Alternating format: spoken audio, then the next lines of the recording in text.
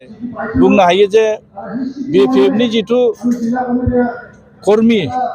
आरो बिपिएफनि जिथु दैदेनगिरिफ्रा जे थांखि लानानै फैबाय थानाय समाव एमपि इलेक्शनखौनो बुं बा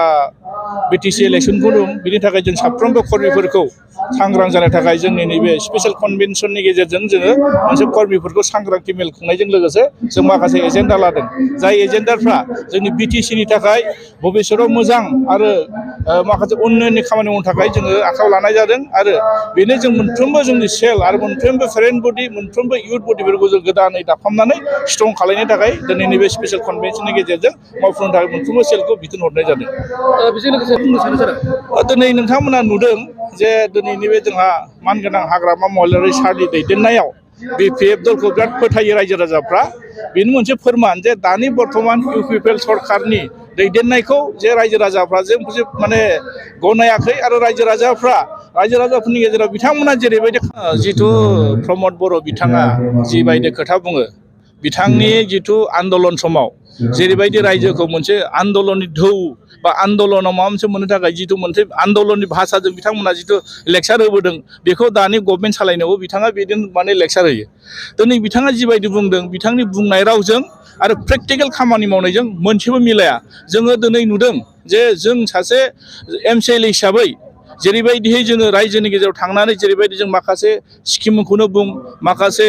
माने उन्नयननि खामानिखौनो बुं जेरैबायदि मोननांगौमोन बा जेरैबायदि मावनो खाबु मोननांगौमोन जों मोनाखै आरो बिथांमोना दिनैसिमबो जे बे बोसोरनि 2022 आरो 23 माने इयारलि जिथु बाजेट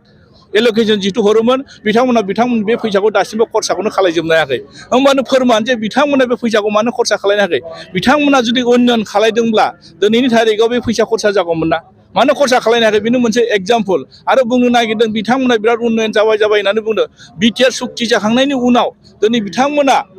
बे दफाफोरखौ बिसोर इमप्लिमेन्टेसन खालायनो हादों खुगाजों बुंबाथ' जायाना इमप्लिमेन्टेसन जादों इमप्लिमेन्टेसन मावदों उन्नयन मावदों गोबां खोथा बुंबाथ' जानाय नङा। नंखायनो जों बुंनो नागिरदों बिथांमोना प्रेक्टिकेल दिनै नटिफिकेसना बेसेबां ओंखारखो बबे माने बे बिटिआर सुक्तिनि दफाया बबे जाखो बिथांमोना फोरमान खालायना होथों। दा बिथांमोना जेरैबायदि बुंदों बुंनायनि रावजों प्रेक्टिकेल बिथांमोना जि मावदों मोनसेबो मिलाया। नंखायनो जों खावलायनो सानदों जे माखासे रायजो राजाफ्रा बिसार खालाय बिसिनि सायाव नायबिजिर बिथांमोना दिनै बिथांमोना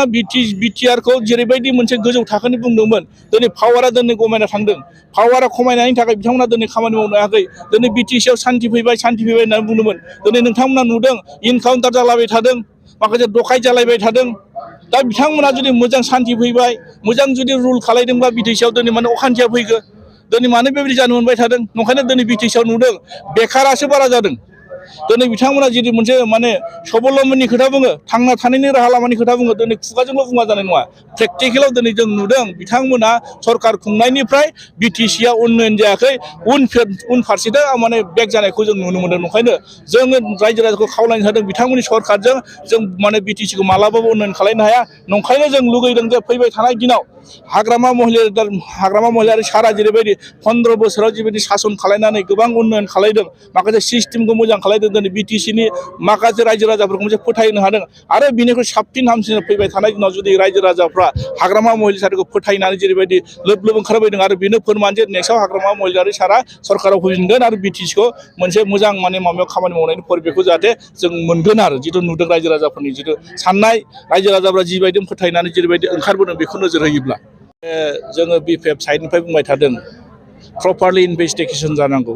आरो बेनि सायाव जोंहा आसामनि जिथु chief minister doctor Himanta Biswa Sharma बिथाङा जिथु सिआइडि इनकुवारि होदों बे सिआइडि इनकुवारि खालायनायनि गेजेरजों बे फोरमान जागोन। आरो जों जिथु नुदों दिनैनि थारिखआव डिम्बेश्वर मुसाहारि बिथाङा जिथु माने फेक इनकाउन्टार जादों होननानै बुंदों फेक इनकाउन्टार जादों जायाखै बेखौ प्रकाशननि गेजेरजों बेखौ माने इनभेस्टिगेसन खालायनानै जों सानदों जुदि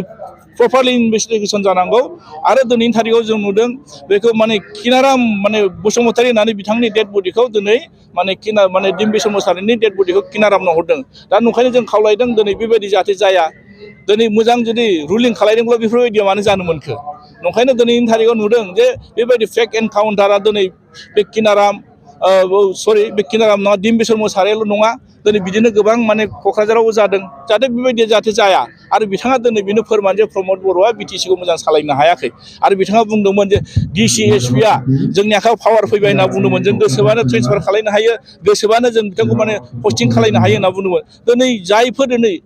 प्रकाशन लाइनाव थानानै पावारखौ मिसइउज खालामदों बिथांमोनखौ नोजोर होनांगौ बिथांमोना जुदि बेक इनकाउन्टारबा बिथांमोना बेखौ ट्रेन्सफार खालामनांगौ गोदान मोजां माने एसपि लाबोनांगौ गोदान डिसि लाबोनांगौ बिथाङा खुगाजों बुंबाय थाबा जानाय नङा नंखायनो दिनै रायजो राजाफ्रा बिनि सायाव बिसार खालामगोन जि मोनसे इनकाउन्टार जादों गोबां रायजो राजाफ्रा सोंना बुंनो सन्देह जादों बे जिथु डिम्बिसन मुसाहारिया बे जायगायाव सिखाव खावनो थांदोंना थाङाखै मिथिया खिन्थु जाय माने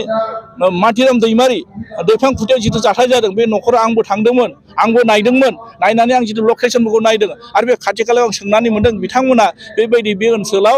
सिखाव बा डकायथि जायाखैमोन मालाय जाखो मा खालायनानै बेबायदि जाखो बिथांमोना बुंनो हाया थांनानै प्रकाशन माने पुलिसा थांनानै बिथांनि न'खरनि जिथु माने माथिराम दैमारिखौ दसे साइड खालायखांनायनि उनावनो बेबायदि जाथाय जादों होननानै माथिराम दैमारिनि खुगानिफ्राय जों खोनानो मोनदों जाहाथे बे बुस्थुआ मोरै जाखो बेखौ पुलिसा मोजां इनभेस्टिगेसन खालामनानै CIDआ जिथु मोनसे इनभेस्टिगेसन खालामदों जाय पुलिसा जाय प्रकाशना बिनि सायाव जुदि माने हसाके जुदि फेक इनकाउन्टार जादोंब्ला बिनि सायाव प्रपार इनभेस्टिगेसन जानानै बिनि सायाव माने उसित माने बिथांखौ तदन्त खालामनानै बिनि साजाखौ माने होनांगौ होननानै जों खावलायो आरो